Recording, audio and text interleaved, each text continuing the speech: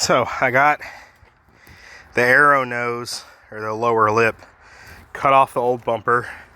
It's urethane, so I just was able to use a really sharp X-Acto knife and just cut all the way around it. And this should get mounted upside down like this underneath the new bumper. It's still one or two more things I have to do. It is ungodly hot out here and I am pouring down sweat, but it's not even gonna stay. It's not gonna stay. Whatever. Yeah.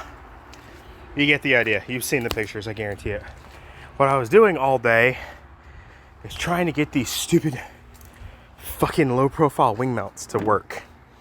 Trying to get these bolts secured so that they don't turn, because you can't access this one when the wing's on. And then one of the rivet nuts pulled out of its hole, so I spent like 4 hours trying to weld that, plastic weld that, get an M6 bolt to work.